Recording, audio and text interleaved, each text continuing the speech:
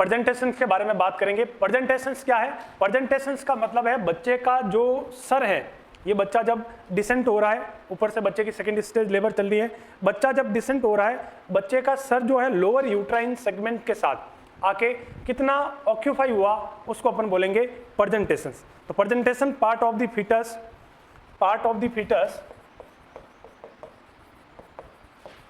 presentations part of the fetus occupy lower uterine segment। Lower uterine segment में आके बच्चे का जो हेड है, ये बच्चे का जो हेड है, ये बच्चा हेड आके बच्चे ने जो ऑक्यूपाई किया है, इस ऑक्यूपाई को बोलते हैं प्रेजेंटेशंस। तो प्रेजेंटेशंस क्या हो सकता है? बच्चे का यदि सर नीचे है तो अपन इसको बोलेंगे सिपेलिक प्रेजेंटेशन। तो क्या स्थिति हो सकती है?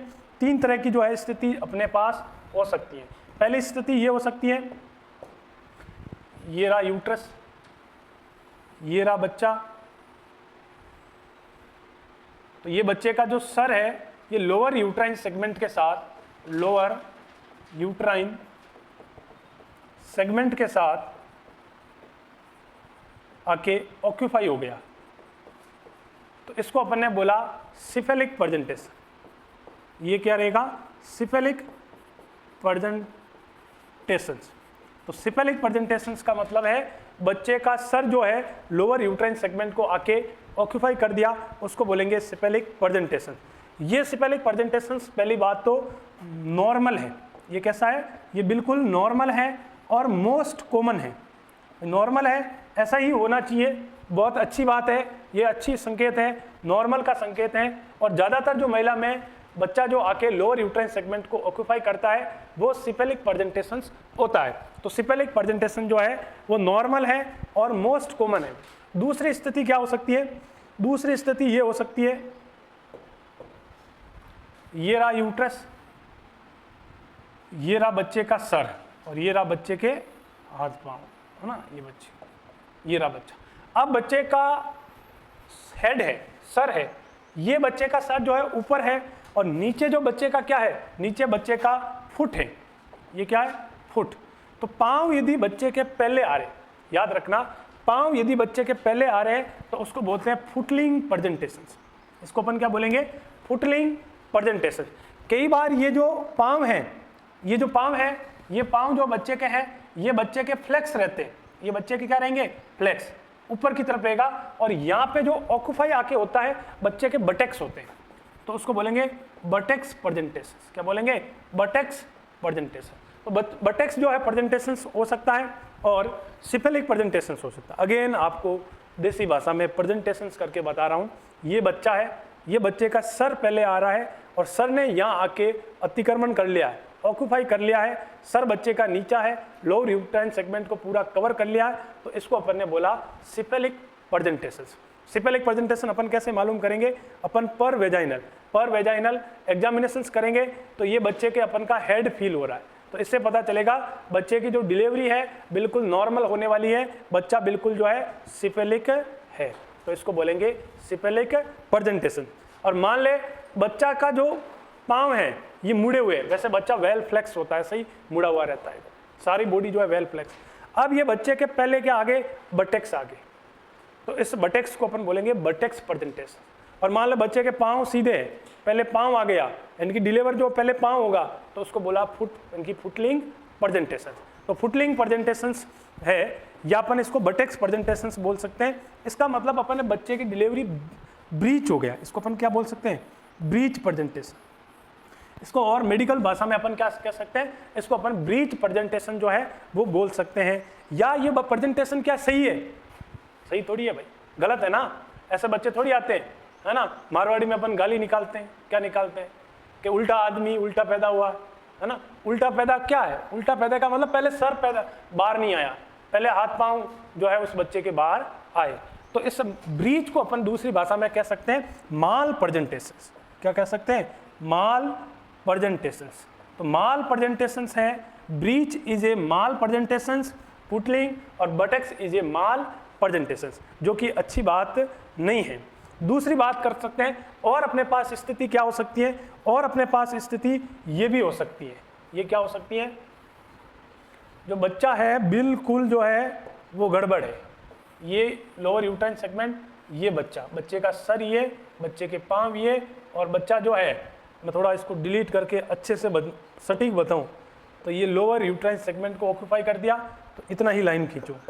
तो ये जो है पहले बच्चे का जो है कुछ नहीं आ रहा, ना पाँव आ रहा है, ना सर आ रहा है, ना बटेक्स आ रहे हैं, ना फुट आ रहा है, ना हेड आ रहा है।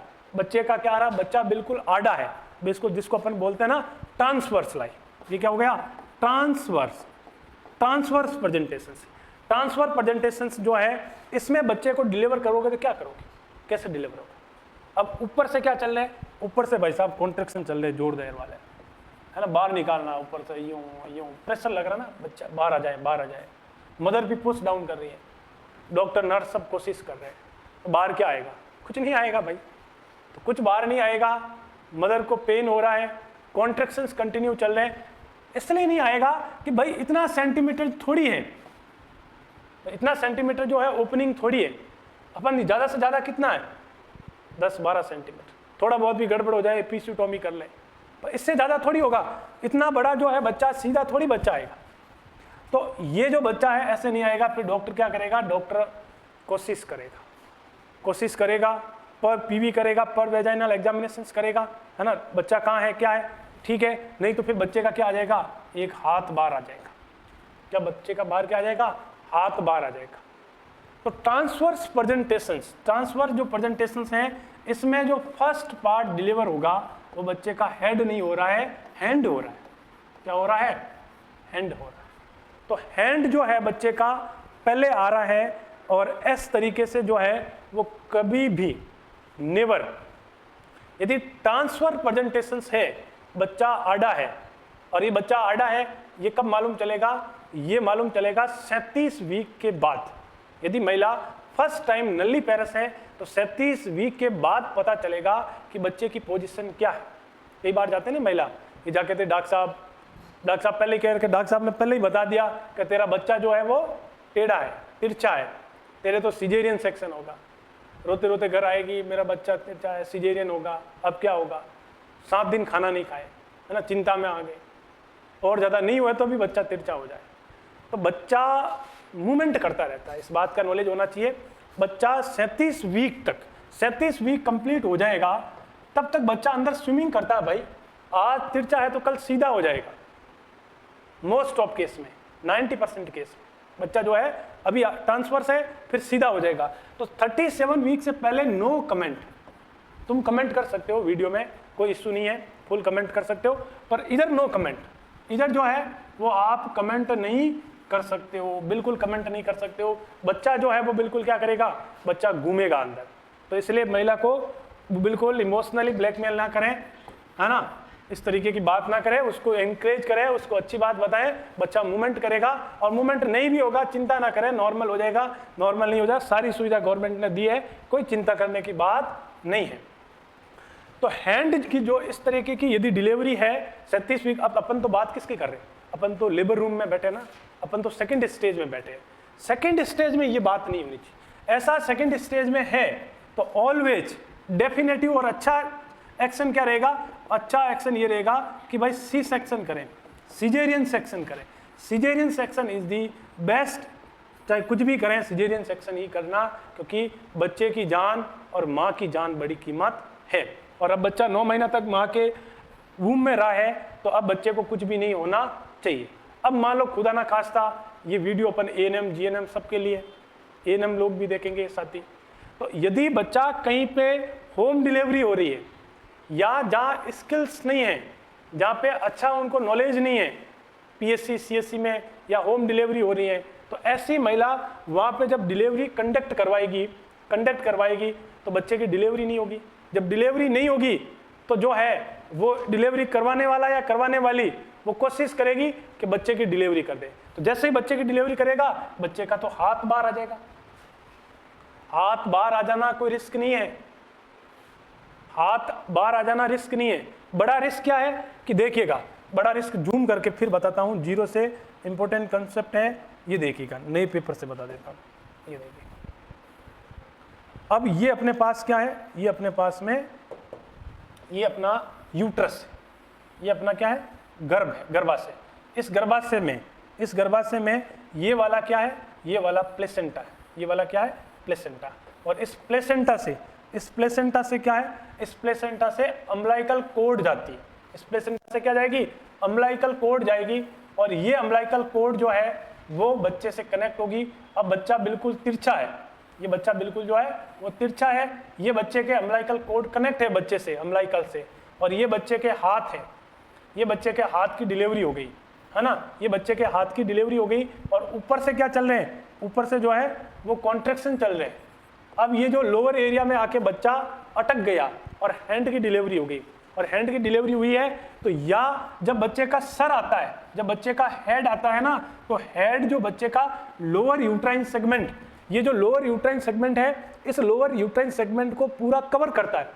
गौर से सुनिएगा, ये जब भी बच्चे का सर की डिलीवरी होगी तो बच्चे का जो सर है ये उस लोअर यूट्राइन सेगमेंट को पूरा कवर करेगा, कोई जगह नहीं बचेगी, बिल्कुल जो है वो जगह नहीं बचेगी। ये जगह नहीं बचेगी, बच्चे का सर आ जाएगा। जब जगह नहीं बचेगी तो ये अम्बिलिकल कोर्ड है, ये अम्बिलिकल कोर्ड है वो पहले बार नहीं आएगी। अम्बिलिकल कोर्ड यदि पहले बार आ गई, अम्बिलिकल कोर्ड जो है पहले बार कब आएगी, जब गैप रहेगा। और गैप अब रह रहा है ना, फुटलिंग में भी हो सकता है गैप, बटेक्स में गैप नहीं रहता क्योंकि बटेक्स जो है उसको पूरा अगेन कवर कर लेते हैं। हेड सिपेलिक प्रेजेंटेशन में भी नहीं हो सकता। अब इस ट्रांसवर्स में जरूर जब अपना हाथ की डिलीवरी करेंगे, हाथ को पकड़ेंगे तो कई बार हाथ भी बाहर आ जाता है, हाथ के साथ में कोर्ड भी प्रोलैप्स हो जाएगी। क्या हो जाएगी, कोर्ड प्रोलैप्स हो जाएगी। और कोर्ड यदि प्रोलैप्स हो गई, कोर्ड बाहर आ गई, अम्बिलिकल कोर्ड बाहर आ गई, तो अम्बिलिकल कोर्ड जो है बच्चे का वेंटिलेटर है, ये बच्चे का जो है इसका पूरा जीवन है। ये जो जीवन है, इसको जो जिंदा है, बच्चे को सांस जा रही है लंग्स में, ये अंदर जो काम कर रहा है, इसको ऑक्सीजन सब किससे मिल रही है, इस अम्बिलिकल कोर्ड से। और अम्बिलिकल कोर्ड का रास्ता, जैसे ही अम्बिलिकल कोर्ड बाहर आएगी, तो जैसे ही अम्बिलिकल कोर्ड बाहर आती है एनवायरमेंट के एक्सपोजर में आ जाएगी। तो क्या आ जाएगी, एनवायरमेंट के जब भी एक्सपोजर में आ जाएगी तो ये वार्टोन जेली से, वार्टोन जो है वो जेली जैसी स्ट्रक्चर होगी। और ये वार्टोन जेली जो है इस अम्बिलिकल कोर्ड को एनवायरमेंट एक्सपोजर लगते ही ये क्या हो जाएगी, ये कंस्ट्रिक्ट हो जाएगी, कॉन्ट्रैक्ट हो जाएगी।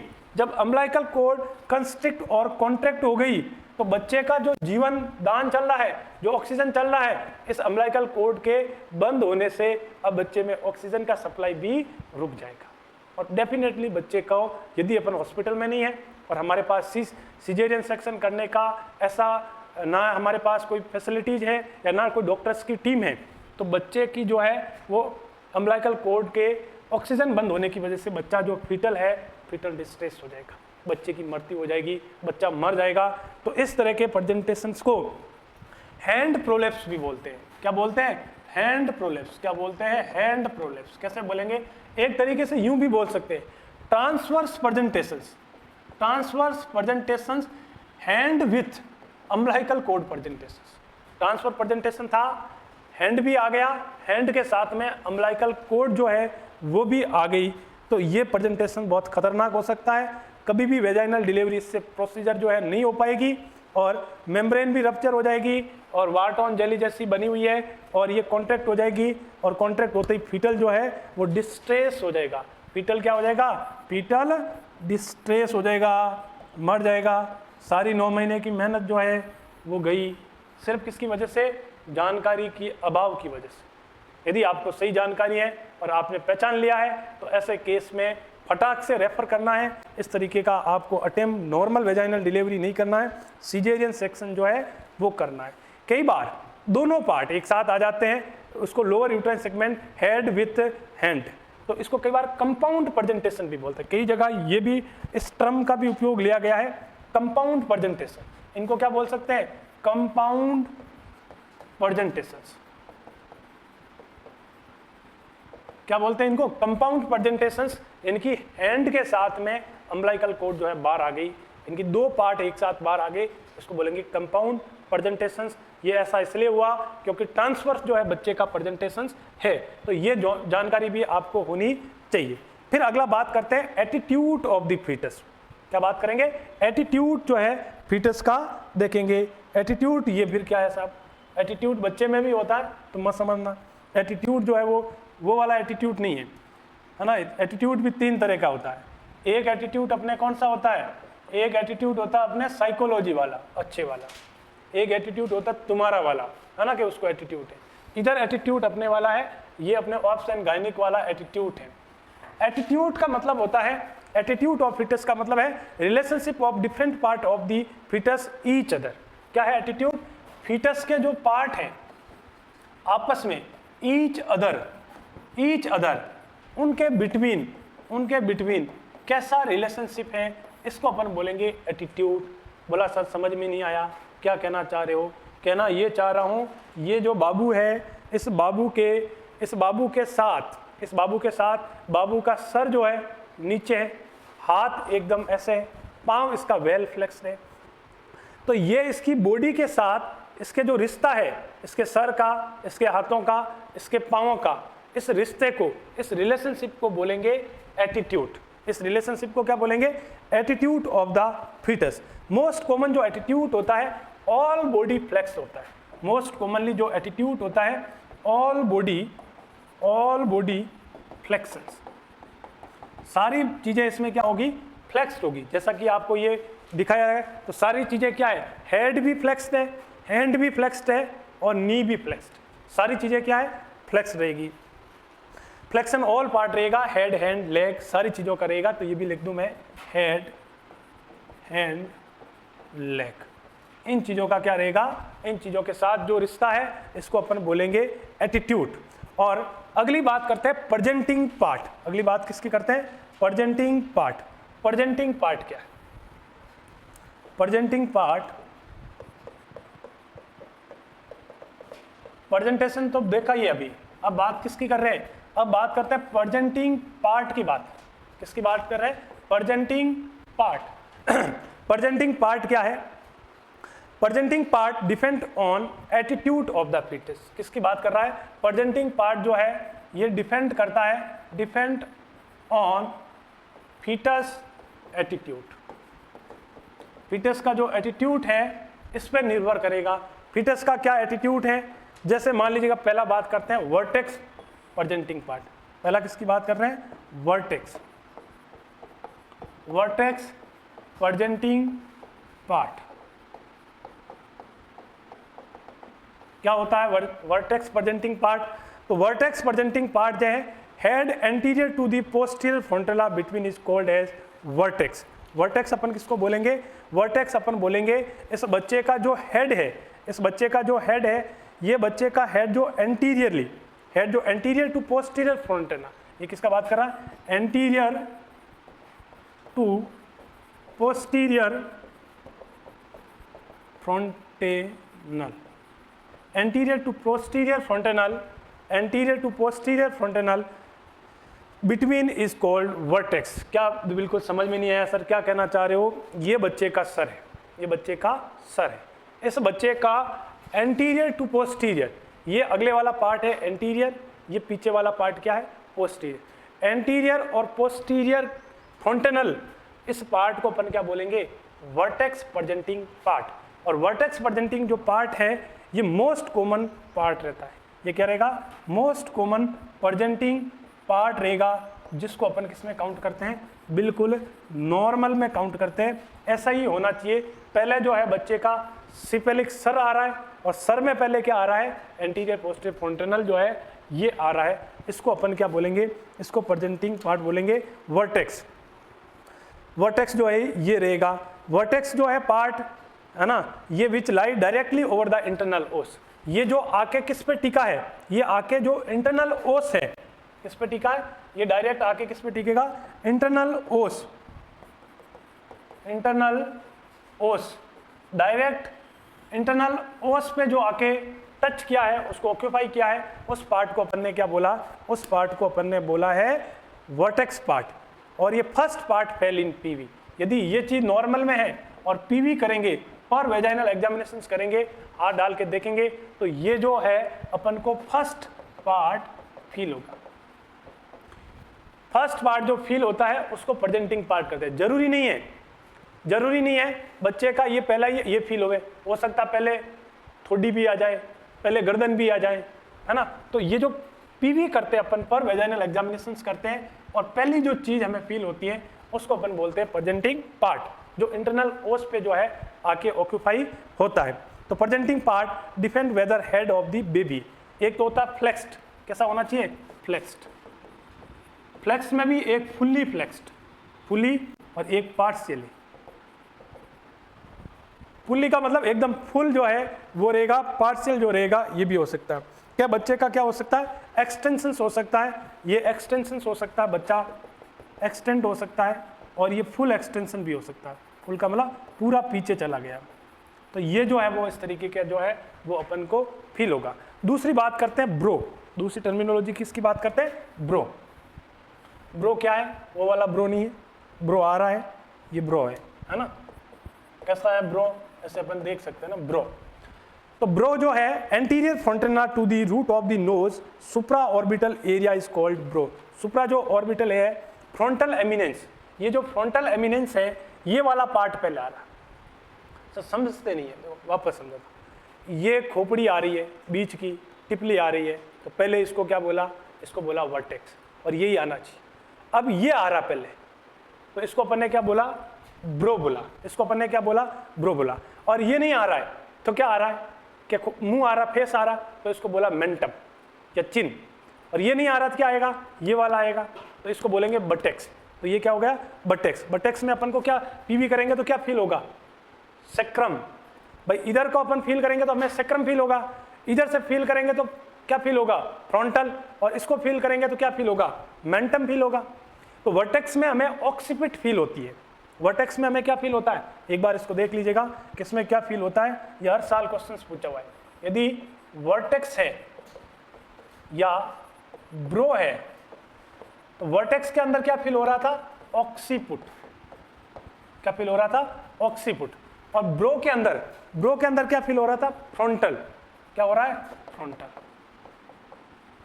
ब्रो के अंदर फ्रंटल फील हो रहा है। तीसरा बात करें ब्रीच, इसकी बात करें, ब्रीच है, बच्चा जो है बिल्कुल ब्रीच है। ब्रीच के अंदर क्या होगा, ब्रीच का मतलब क्या बताया था, बटेक्स। बटेक्स में क्या फील हो रहा है, सेक्रम।